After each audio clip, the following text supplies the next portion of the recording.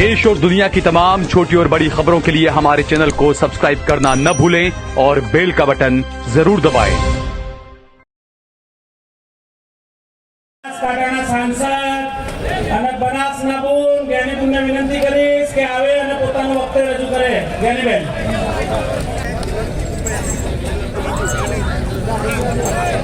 ભારત માતા કી જય. ભારત માતા કી જય. વંદે આજે આ ગાંધીનગર મુકામે જન આક્રોશ રેલીમાં આપણી સૌની વચ્ચે ઉપસ્થિત છે એવા પ્રદેશના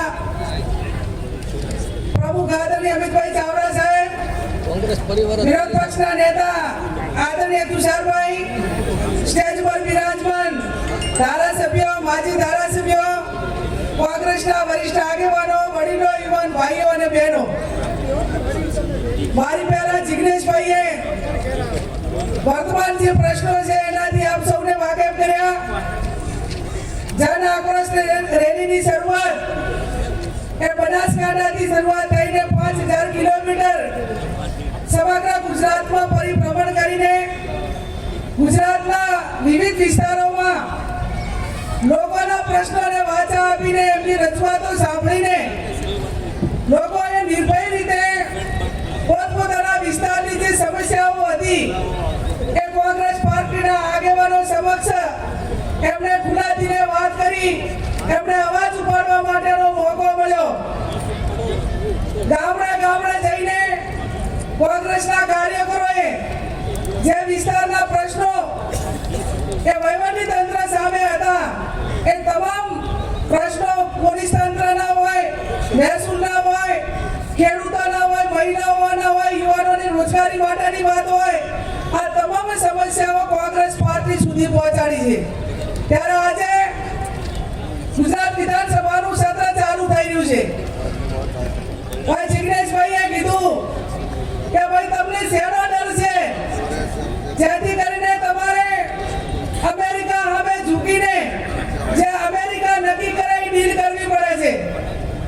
અને આ લોકો એટલા ભાઈએ કીધું એ પ્રમાણે કાયર છે કે દેશના વડાપ્રધાન રાહુલજીએ એક ચેલેન્જ કરી કે આ દેશના વડાપ્રધાન એ રાષ્ટ્રપતિના ઉદ્બોધનનો જવાબ આપવા લોકસભામાં નહીં આવે. 11 વાગે ચેલેન્જ કરી અને 5 વાગ્યા સુધી આ દેશના વડાપ્રધાન એક ચેલેન્જની સામે લોકસભા ગૃહની અંદર આવી શક્યા નથી.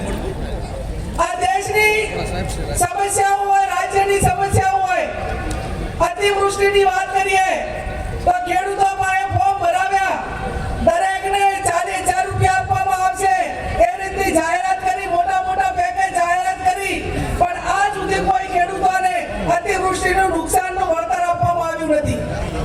મહિલાઓ સામેના અત્યાચારો હોય, મહિલાઓ સામેના કેસો માટેના એની રજૂઆત હોય તો એ પણ પોલીસ તંત્ર બિલકુલ સાંભળતું નથી.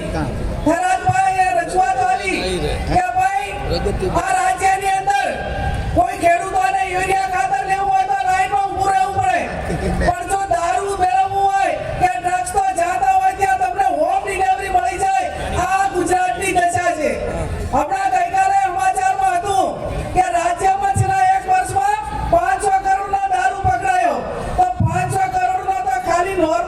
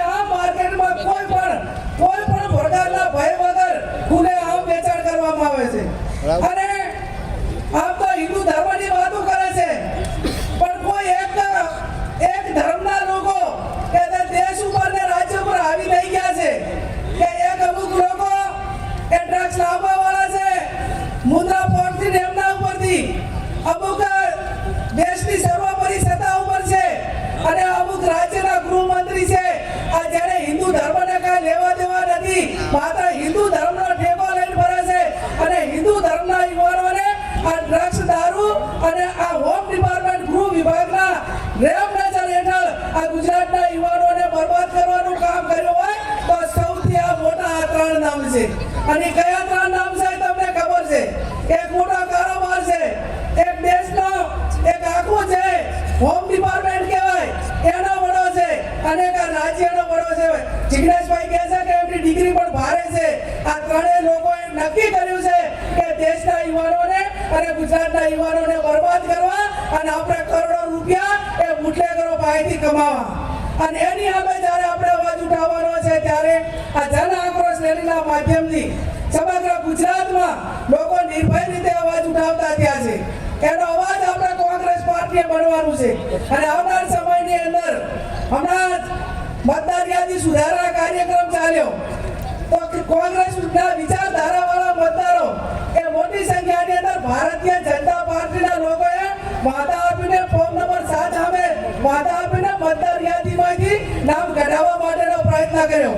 અને આ તમે ડબલ એન્જિનની સરકાર છો, 30 વર્ષથી રાજ કરો છો, તમે એવું કહો છો કે અમે લોકોની સુખાકારી માટે ઘણું કામ કર્યું છે, તો તમારી હિંમત એ લોકશાહી હવે ચૂંટણી લડવા ગયા નથી.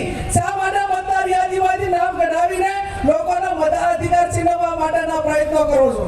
અને જ્યારે એના ઉપરથી નક્કી કરો કે જે મતદાર ગામની અંદર આયા છે એનું નામ નજરની સમક્ષ આપણી નજરની સમક્ષ કાઢવા માટેના પ્રયત્નો થતા હોય તો આ ચૂંટણીની અંદર એ કેટલા ગોટાળા કરતા છે ને એનું એનાલિસિસ અને એનું અવલોકન એને નીચે સુધી આવનાર સમયની અંદર કોંગ્રેસ પાર્ટીએ જવાનું છે.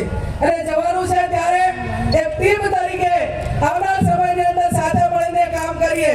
ગામડે ગામડે જ્યાં પણ અન્યાય થયા ત્યાં કોંગ્રેસનો આગેવાન એ અન્યાયથી ધૈર્ય થતો હોય એના પ્રોટેક્શનમાં કોંગ્રેસનો કાર્યકર એની લડત લડે.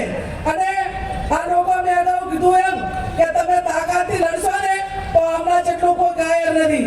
આપણા વડવાઓ છે, આપણો ભવ્ય કોંગ્રેસના નેતાઓનો ઇતિહાસ છે કે ગાંધીજી હોય, સુભાષ બોઝ હોય કે અનેક એવા નેતાઓ હતા કે જેમણે જેલની કે કોઈની પરવા કર્યા વગર આ દેશને આઝાદી અપાવી. આજે લોકશાહી જ્યારે ખતરામાં હોય ત્યારે આ કોંગ્રેસે આ આઝાદીની બીજી લડાઈ લડીને આ કોંગ્રેસ પાર્ટી એ એક લોકશાહી જીવિત રહે, લોકશાહી અખંડિત રહે અને એના માટે કરીને જ્યાં પણ અન્યાય થાય ત્યાં મતદાર યાદી હોય, લોકોના પ્રશ્નો હોય, ખેડૂતોના હોય, આઉટસોર્સિંગના હોય, દારૂની વાત હોય, મહિલાઓની વાત હોય, આ તમામ મોરચા જ્યારે આપણે લડવાનું છે ત્યારે એક બાજુ વહીવટી તંત્ર એ કોઈ પાર્ટીનું પીઠું બની ગયું છે, આખું વહીવટી તંત્ર કે કોમતમાં આવી ગયું છે અને કોઈ પણ ઓફિસ એવી નથી કે જ્યાં ગાંધીજી વગર કામ થતું હોય, પૈસા આપ્યા સિવાય કોઈ ઓફિસની અંદર કામ થતું નથી. અને આ સમયમાંથી ગુજરાત જ્યારે પસાર થયું હોય ત્યારે આપણી કોંગ્રેસ પાર્ટી તરીકેની જે જવાબદારી છે એ કોંગ્રેસના આગેવાનો નિભાવી રહ્યા છે. જ્યાં વિધાનસભાનું ગૃહ હોય, લોકસભાનું ગૃહ હોય તો આજે તમને બધાને ખબર છે કે આમના 56 ઇંચની છાતી અને બધી મોટી મોટી વાતો હતી પણ લોકસભા ચલાવવાની પણ એમની તાકાત નથી. આજે તમામ વિપક્ષો એક મંચ ઉપર આવીને આ દેશના લોકો માટેની લડત એ તમામ પક્ષો સાથે મળીને એમની સામે લડી રહ્યા છે. આજે વિધાનસભાનું ગૃહ ચાલુ થયું છે, જે આપણા પ્રશ્નો છે એ આપણા કોંગ્રેસના ધારાસભ્યો ગૃહમાં પણ ઉપાડશે અને ક્યાંક સડક ઉપર એનો અવાજ બનવાનો હોય તો આપણે સૌ સાથે મળીને બનશું. એ શબ્દ સાથે આપ સૌનો ખૂબ ખૂબ આભાર.